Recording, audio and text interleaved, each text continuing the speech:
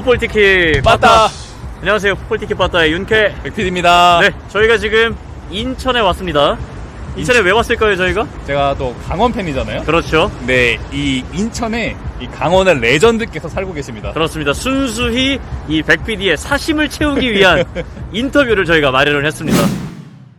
오늘은 인천의 아들, 축구 명문 부평고 출신, 그리고 강원FC의 성장을 함께한 명실상부한 강원FC의 레전드, 강원FC의 영원한 캡틴 백종환 선수를 모셨습니다. 반갑습니다.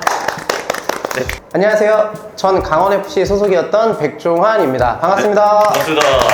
야, 자, 2019년에 은퇴를 하신 지 네네. 벌써 올해로 3년이 됐습니다. 그동안 좀 어떻게 지내셨나요? 은퇴 후에 조금 한 1년 정도는 조금 쉬려고 생각을 했었어요. 그래서 뭐 여행도 많이 다니고 유소년 친구들에 대한 좀 공부를 좀 해서 좀 그런 어린 친구들을 조금 지도해보고 싶어가지고 좀 공부를 많이 했었습니다. 자, 인천에서 태어나셨고 초등학교부터 중학교, 고등학교, 심지어 인천대학교까지 네, 나오셨습니다. 맞습니다. 인천 토박이시잖아요. 네. 인천으로 이행시 한번 가보겠습니다. 인천에서 태어나 축구 선수를 해 강원FC 간 것은 나에게 천운이었다. 이걸 국내 최고의 축구 명문 중 한 곳이죠. 부평고 출신이신데 네네. 학창 시절에 본인은 좀 어떤 선수셨습니까? 저는 초등학교 때부터 너무 조그맣고 작았었어요. 예. 하대성 선수랑 항상 저희 친구들끼리 키를 재면 꼴등해서 1, 2번 하는 친구들이었어요. 고등학교 때까지만 해도 몸도 왜소하고 웨이트라는 거를 전혀 안 했었고 기술적인 부분은 그래도 제가 어느 정도는 따라갈 수 있지만 그런 게 좀 많이 부족했었어요. 노력해서 이제 따라가려고 했던 근데 다행이었던 거는 좀 뭐 포기한다거나 이런 것보다 조금 근성이 좀 있었던 것 같아요. 내가 체력으로 안 되면 뭐라도 더 열심히 해야지. 뭐 국가대표도 했던 이근호나 하대성 선수 같은 그런 친구들이랑 같이 이렇게 프로에서 뛸 수 있지 않았나 하고 생각하고 있어요. 이근호, 하대성, 네. 김승용 선수와 또 부평고 동창이시잖아요. 네. 솔직히 넷 중에서 공을 누가 제일 잘 찼습니까? 아, 그거는 전 국민한테 물어봐도 알 수 있을 것 같은데. 공은 네. 대성이가 진짜 잘 차요. 아, 정말로? 네. 뭐 볼을 소유하거나 관리하는 거는 물론이면 저희는 이렇게 지면에서 축구를 하잖아요. 그 친구는 위에서 내려다보고 축구를 하는 친구 같았어요. 눈이 앞에 뒤에 옆에 다 달린 친구처럼. 한번 순위를 매겨볼까요? 볼 잘 차는 이 기본기 순위를 얘기하는 건가? 아, 일단 꼴등은 이근호예요. 꼴등은 이거다. 꼴등은 이거다. 축구 전체적인 게 아니라 지금 볼을 갖고 얘기하시는 거죠. 기본기. 네. 아, 그러면은 제가 그래도 한 2, 3위안까지는 비빌 수 있지 않을까 싶은데. 근데 김승용 선수도 기본기가 엄청 좋아요. 네. 근데 지금 이 질문에 제일 임팩트가 있었던 건 꼴등은 누구? 이근호. 그쵸, 네. 꼴등은 이근호다. 근데 아이러니한 게 뭔지 아세요? 지금까지 차고 있는 게 이근호. 그러네. 이제 2008년 드래프트예요. 네. 번외 지명으로 네, 제주 맞습니다. 유나이티드에 입단을 하셨습니다. 네. 근데 솔직히 그 정규 6라운드까지 이름이 안 불리셨잖아요. 그때 좀 심정이 어떠셨습니까? 갈 줄 알았어요. 이제 감독님이랑이나 이렇게 소통을 했을 때 이미 드래프트 하기 전에는 그래도 어느 정도 이제 소통이 있잖아요. 네네. 아무런 걱정 없이 진짜 잤어요. 푹. 근데 이제 다음날 이제 일어났는데 전화가 엄청 들어와 있는 거예요. 무언가 잘못이 됐구나 하고 이제 인터넷에 이제 들어갔죠. 제가 생각했던 그 순위에 팀에 제 이름이 없더라고요. 근데 그때는 번외지명 선수들은 안 나왔었거든요. 네네네. 그때도 또 이근호 선수가 또 나오네. 근호한테 딱 전화가 왔어요. 그 친구도 이제 제가 순위 안에 없으니까 그 현장에 있는 기자분들이나 이제 지인분들한테 연락을 한 거죠. 종환 선수 제주 유나이티드의 번외지명으로 됐다라고 이제 저한테 연락이 온 거예요. 그러면서 이제 축하한다고 얘기를 해주더라고요. 네. 좀 씁쓸하다고 해야 되나? 그렇게 막 기쁘지만은 않았어요. 어떻게 보면은 그게 어디야라고 했을 수도 있지만 예, 기대치가 커서 그랬는지 조금 그 당시에는 좀 기분이 씁쓸하고 좀 실망감도 있고 했었죠. 아쉽게도 제주에서는 그렇게 좀 많은 기회를 네. 또 부여받지는 못하셨어요. 그리고 2010년 강원으로 이적을 결심을 하시게 됐는데 그렇게 된 계기가 따로 있습니까?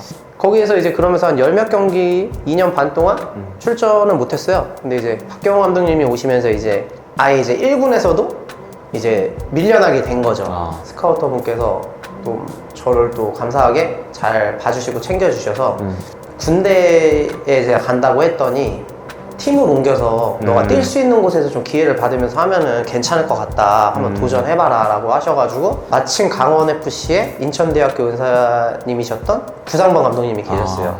그래서 제가 이제 옮기려고 한다는 걸 아시고 최순호 감독님한테 말씀을 드리고 구단에 얘기를 해서 제자인데 뭐 괜찮다라고 얘기를 하셨으니까 저를 그렇겠죠. 네, 네. 그렇겠죠. 그래가지고 강원으로 오게 된 거예요. 네. 2011 시즌부터 네. 주전 멤버라고 봐도 될 것 같아요. 네. 11년에는 20경기, 네. 리그 기준이에요. 12년에는 36경기나 소화를 하셨어요. 네. 자, 그런데 강원에서 굉장히 또 좋은 퍼포먼스로 주전 멤버로 맹활약을 하셨는데 2013년에 바로 네네. 상무 입대를 결정하셨어요. 근데 초중고 동창인 이근호 선수와 동반 입대를 하셨습니다. 비하인드 스토리 좀 많아요. 경찰청을 가야 되나 이제 상무를 가야 되나 이런 고민을 하고 있었어요. 전화 와서 가자, 군대 가자. 어차피 해결해야 되는데 라고 해가지고 그냥 그 고민하고 있던 거 그냥 그 통화하면서 결정했어요. 아 그럼 가자. 보통 군대를 그렇게 쉽게 결정하지 않지 않습니까? 그러니까요. 군대인데. 근데 뭔가 그 친구랑 가면은 재밌거나 잘 이렇게 버틴다고 해야 되나? 잘 지내고 나올 수 있을 것 같은 생각이 들었어요. 게다가 본인보다 뽀도 좀 못 차고. 네.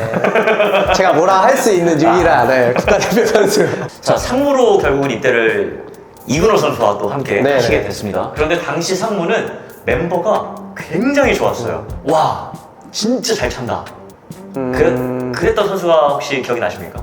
아, 볼은 다 잘 찼는데 네. 기억에 남는 거는 좋아하시겠네. 서울의 이상엽 선수 있죠. 아, 네. 슈팅이 진짜 지금 닭살 돋네. 걔 슈팅 생각하니까. 그러네요, 진짜로. 슈팅이 좋았죠. 진짜 너무 좋았던 것 같아요. 네. 이 이야기를 또 안 할 수가 없어요. 13년 상무에 입대를 하시고 나서 네. 승강 플레이오프에 가셨는데 예. 예, 하필 상대가 친정팀인 강원이었습니다. 지금 심정이 어떠신가요? 이거를 내가 뛰어야 되나 말아야 되나 뭐 이겨야 되나 져야 되나 진짜 막 별의별 생각이 다 들었었어요. 제가 최선을 다해서 강원 팬분들한테 이제 오 백종환이 상무 가더니 더 좋아졌네라는 소리를 듣는 게 그분들한테 보답한다고 생각을 했어요. 설렁설렁이라던가 제가 무슨 그런 감정을 가지고 대충 뛴다거나 하는 게 더 신뢰라고 생각을 해서 정말로 너무 열심히 뛰셨는지 예, 강원이 강등을 당하고 말았습니다. 그땐 좀 어떠셨나요?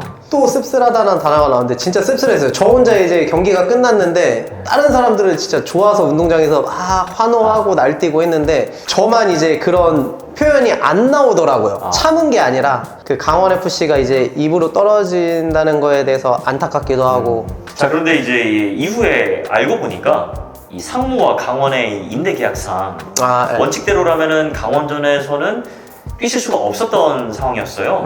이 내용을 접하셨을 때 스스로 어떤 기분이 드시던가요? 구단 측에서는 그럴 수 있다고 생각해요. 왜냐면 팀이 강등이 되면 1부랑 2부랑 차이는 진짜 차이가 많이 나거든요. 여기서 또 하나 있는 게 박항서 감독님이 1차전 끝나고 그게 터졌어요. 네. 부르신 거예요. 뭐 어떠냐 그러는 거예요. 그래서 괜찮다. 근데 이제 훈련하시는 거 보시고 판단하셔가지고 뛰킬 몸 상태나 컨디션이면 뛰키시고 아니면은 안 뛰키셔도 된다. 다음날 기사인가 어디에서 봤는데 이제 종환이가 뛰려는 의지가 강하다 막 이렇게 나온 거예요. 백종환 선수 필요한 선수니까 뭐 뛰키겠다 이러면 되는데 종환이가 뛰려는 의지가 강하다 이렇게 나와가지고 또 강원 팬분들은 또 어떻게든 또 내려앉히려고 하나 막 이랬어요. 그 플레이오프 경기가 끝난 이후에 오히려 강원 팬들이 백종원 선수한테 좀 미안하다. 이제 그거죠. 네. 1차전 끝나고 나서 부정 선수라고 이제 강원 측에서 이제 저를 얘기를 하니까 이제 그런 부분이 서포터즈 분들이나 이런 팬분들은 그런 상황이 아닌데 어떻게 보면은 그런 거에 대해서 이제 제가 힘들었을 마음고생했을 거에 대한 거를 이제 미안해 하신 거죠. 최근에도 강원이랑 인천이랑 경기했을 때 갔는데 서포터즈 분들이랑 지금도 연락을 해요. 교류를 해요. 엄청 잘 챙겨주세요. 네, 그런 거 보면 진짜 정도 많고 감사하고 그래서 강원도는 정말 저한테 뭐 인천이 고향이지만 또 다른 고향 같은 곳이기도 하고. 전역 후에 네. 강원으로 복귀를 하셔서 15년도부터 또 주장을 맡으셨고 네네. 16 시즌에는 K리그 1으로 다시 또 승격을 네. 시키셨습니다. 당시에 이 본인의 이 캡틴으로서의 매력은 뭐라고 생각을 하셨습니까? 저를 믿고 따라와준 형님이나 후배들이 정말 잘 따라줬어요. 이제 제가 뭐 하자라고 하면 그렇게 하고, 제가 뭐 하지 말자라고 하면 다 안 하고, 좀 저를 믿고 따라와줬던 게 그래도 팀을 하나로 제가 이렇게 묶을 수 있는데 많은 도움이 되지 않았나 싶어요. 그리고 또 감독님이, 최영규 감독님이 저한테 힘을 많이 실어주셨어요. 고참이고 주장인데 제가 감독님한테 요청이나 요구하는 거에 대해서 전혀 들어주시지 않고 했으면은 저도 만약에 힘을 못 받았을 거예요. 자, 그런데 이 2016 시즌에 이제 함께 승격을 이뤄냈던 네. 서보민 선수가 네. 한 인터뷰에서 이렇게 말을 했습니다. 네. 백종원 형님을 멘토로 생각을 하면서 행동으로 먼저 보여주는 주장이다. 이 인터뷰 답변에 대해서 어떻게 생각을 하십니까? 아, 제가 밥을 많이 사줬는데 잘했네. 자, 그러면은 서보민 선수한테 네. 이 인터뷰에 대한 답변, 이 답가로 한번 해주시죠. 아마 그게 보민이가 주장했을 때 네네네. 인터뷰인 거죠? 아, 네, 그래서 맞습니다. 저처럼 하고 싶다고 그리고 오래 못했죠, 주장. 네, 나 따라해서 그런 것 같은데, 잘못한 것 같은데, 보민이가. 자, K리그 1으로 복귀한 2017년에 절친들과 또 의기투합을 하셔서 네. 같이 한 팀에서 뛰시게 됐습니다. 혹시 직접 영입을 좀 하셨습니까? 영입은 아니고요, 영업을 좀 했죠. 영업을 하셨구나. 강원에서 이제 영입들을 많이 하려고 했어요. 네. 그러니까 이제 준호한테도 연락이 와서 그냥 저는 있는 얘기 그대로 해줬어요. 현실적인 부분을 많이 얘기해줬죠. 네, 보면 힘든 부분도 있을 거고, 근데 좋은 부분은 이제 우리가 언제까지 축구를 할지 모르는데 너랑 나랑 또 한 번 공을 찰 수 있는 거는 정말 좋은 것 같다. 승용이도 그렇고요. 강원FC의 캡틴이자 네네. 근본 멤버로 좀 불리셨던 백종원 선수인데 2017 시즌에 많은 경기를 뛰시지는 못했습니다. 네네. 네. 프로는 실력이잖아요. 경기력이 안 나오면 당연히 못 뛴다고 생각해요. 근데 경기력도 안 좋았던 와중에 부산까지 오게 돼서 조금 아쉬웠죠. 열심히 해서 올려놓고 그 해에 정말 잘 하고 싶었어요. 네, 왜냐면은 그래도 감독님이 또 주장을 시켜주시면서 더 위에 조국이 형이나 범석이 형이나 진성이 형도 오시고 막 했는데, 친구들도 오고 근호승용이도 오고 막 했는데, 그 해에 정말 잘해서 강원도 팬분들한테 좋은 모습 보여주고 1부 리그에서도 좋은 성적으로 보답해드리고 싶었는데, 개인적으로는 좀 그 부분이 가장 많이 아쉬워요. 네. 자, 그렇게 2017 시즌을 좀 아쉽게 보내시고 나서 바로 다음 시즌이죠. 네. 2018 시즌에 좀 오랫동안 몸담았던 강원을 떠나서 네. 대전으로 이적을 하셨습니다. 네네. 그런데 이적 1년 만에 갑작스럽게 또 은퇴를 하시겠다 이제 소식이 들려왔어요. 똑같아요. 갔을 때 이미 제가 그 전년도에 경기를 많이 뛰거나 했던 게 아니잖아요. 회복 중이었고 몸을 만드는 중이었잖아요.